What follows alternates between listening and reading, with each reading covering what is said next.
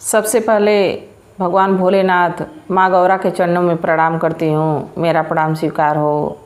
भगवान विष्णु माँ लक्ष्मी के चरणों में प्रणाम करती हूँ, मेरा प्रणाम स्वीकार हो। सभी देवी देवताओं के चरणों में प्रणाम करती हूँ, मेरा प्रणाम स्वीकार हो। आप सभी गुरु भाई गुरु बहनों के चरणों में प्रणाम करती हूँ, मेरा प्रणाम स्वीकार हो।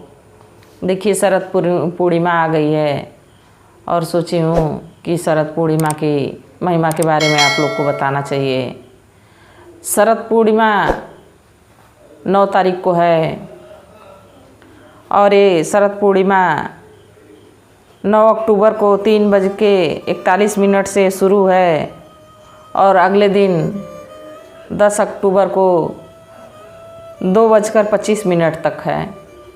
इसका शुभ मुहूर्त जो है, इसमें कोई भी कार्य करेंगे वो सफल होगा। भगवान विष्णु माता लक्ष्मी करेंगी तो धन की वर्षा होगी, सारे दुखों का निवारण हो जाएगा, सारे कष्टों से मुक्ति मिले।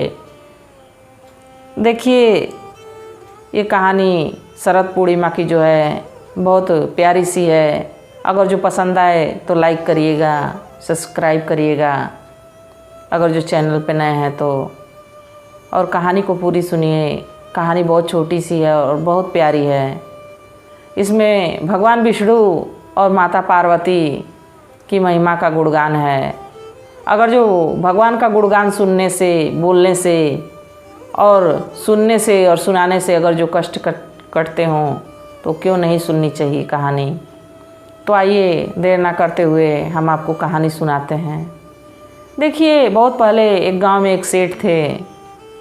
सेठ जी की 2 पुत्रियां थीं। दोनों पुत्रियां बड़ी धर्मात्मा थीं, बड़ी पूजा पाठ करती थीं। वो भगवान विष्णु माँ लक्ष्मी की बहुत बड़ी भक्त थीं, पूजा पाठ करती। और जब भी पूर्णिमा आती, हर महीने की पूर्णिमा वो लोग करती थीं। और ये शरद पूर्णिमा जो है इसको तो करती ही थीं। बाकी उनकी बड़ी बेटी जो थी वो बड़ी समझदार थी, चालाक थी। वो व्रत करती तो अच्छे से पूजा पाठ करती और जब भी व्रत तोड़ना होता तो समय पे तोड़ती। पूजा पाठ करने के बाद पूरा व्रत करती। और जो छोटी बेटी थी, थोड़ी चंचल स्वभाव की थी, वो व्रत आधा अधूरा करती थी, आधे अधूरे में व्रत तोड़ देती थी, ठीक से पूजा पाठ नहीं करती थी। धीरे धीरे लड़कियां बड़ी होने लगीं। जब बड़ी हो गई तो सेठ जी सोचे कि क्यों ना इन लोग की शादी कर दी जाए, तो उन लोग के लिए सुंदर सुंदर वर खोजे और दोनों लड़कियों की शादी कर दिए। दोनों लड़कियां शादी करके अपने ससुराल चली गईं। ससुराल चली गईं तो देखिए बड़ी वाली भी सुख संपत्ति में थी और छोटी वाली भी सुख समृद्धि सब कुछ उसके घर था। वो लोग बड़े हंसी खुशी से जीवन जी रहे थे। कुछ ही समय के बाद बड़ी वाली को एक पुत्र रत्न की प्राप्ति हुई, पुत्र हुआ। और छोटी वाली जो थी उसका जब भी कोई बच्चा होता तो मर जाता। और बड़ी वाली बड़ी खुश थी, उसको तो लड़का हुआ था, अपने जीवन में बड़ी खुशहाल थी। और छोटी बेटी को बहुत कष्ट था, धीरे धीरे दुखी रहने लगी। जब भी कोई बच्चा होता तो मर जाता। इस बात से वो बड़ी परेशान थी। तो एक दिन उसके ससुर जी सोचे कि क्यों ना इस अपनी बहू को लेके चलते हैं, किसी धर्मात्मा को दिखाते हैं और पूछते हैं, किसी गुरु जी को दिखाते हैं, पूछते हैं कि क्या ऐसा हुआ है जिससे मेरी बहू को बच्चा हो रहा है और मर जा रहा है। क्या इसके ग्रह नक्षत्र खराब चल रहे हैं, क्या इसमें दोष है, इसका पूजा पाठ करवा दिया जाए विधि पूर्वक। तो जब गुरुजी के पास वो अपने बहू को लेके गए तो गुरुजी जब उसको देखे और उसका ग्रह नक्षत्र जब देखने लगे तो कहे कि बिटिया तुमने जो व्रत किया शरद पूर्णिमा का, चाहे पूर्णिमा का, तुम खंडित करती रही, कभी पूरा व्रत नहीं की, हमेशा बीच में ही छोड़ देती थी, खा लेती थी, पूजा पाठ बढ़िया से नहीं करती थी। ये दोष तुम्हारे जीवन में लग गया है और तुम्हारा जब भी बच्चा होगा तो मर जाएगा। जब गुरुजी ये बात बताए कि तुम्हारा बच्चा होगा और मर जाएगा, तो बड़ी चिंतित हो गई और पूछी कि गुरुजी हमको कोई उपाय बताइए जिससे यह मेरा जो है दुख कट जाए और मैं भगवान के चरणों में माफ़ी मांगती हूँ। जो भी मुझसे गलतियाँ हुई हैं अनजान में, उसके लिए मैं माफ़ी मांगना चाहती हूँ भगवान से, और मैं अच्छे मन से पूजा करूँगी। तो गुरुजी बताए कि जब पूर्णिमा आती है तो तुम पूर्णिमा का व्रत करो, ज़रूर भगवान विष्णु माँ लक्ष्मी तुम्हारे पे कृपा करेंगे। दोनों उसके ससुर और बहू दोनों घर आए और बेचारी भगवान विष्णु से माफ़ी मांगने लगी माँ लक्ष्मी से। जब भी पूजा करती तो उसके मन में यही रहता, हे माँ लक्ष्मी, भगवान विष्णु, हे प्रभु, मुझसे जो गलती हुई है उसे माफ़ करिए।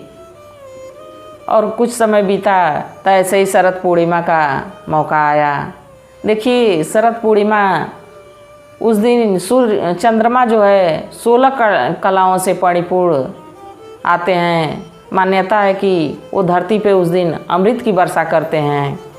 उस दिन लोग खीर या कोई भी सफ़ेद भोग भगवान को लगाते हैं। वो सफ़ेद भोग खुले आसमान के नीचे रखते हैं। ज़्यादातर लोग खीर ही बना के रखते हैं, खुले आसमान के नीचे रखते हैं।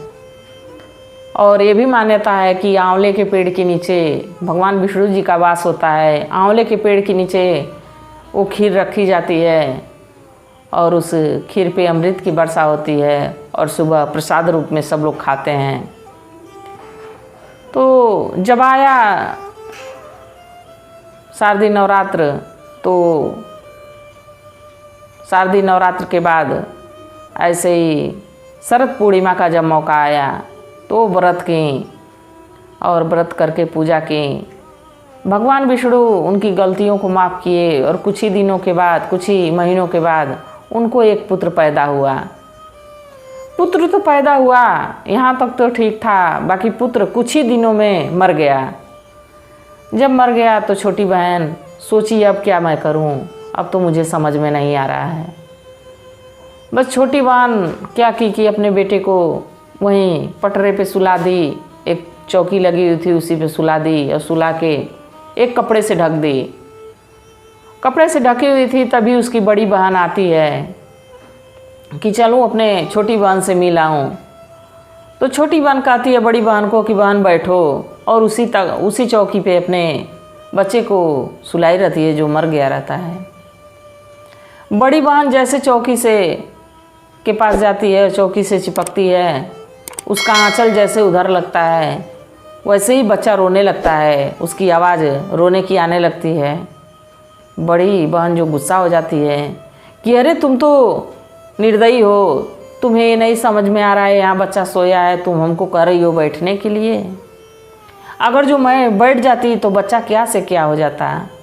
तब छोटी बहन कहती है नहीं नहीं बहन, मैं ऐसी गलती नहीं कर सकती, मेरा बेटा तो मर गया था, वो जीवित ही नहीं था, और तुम आ गई हो, तुम बहुत धर्मात्मा हो, तुम पूजा पाठ अच्छे से की, ये जो पूर्णिमा है इसको तुम अच्छे मन से की, और मैं खंडित कर देती थी इसलिए मेरे बच्चे मर जाते हैं, और तुम अच्छे मन से की, पूरा की व्रत को, इसलिए तुम्हारे बच्चे ठीक हैं और हमारे बच्चे मर जाते हैं। आज मात्र तुम्हारा पल्लू लगा है और मेरा बच्चा जो है जी उठा है, ये तुम्हारे पुण्य कर्मों का फल है।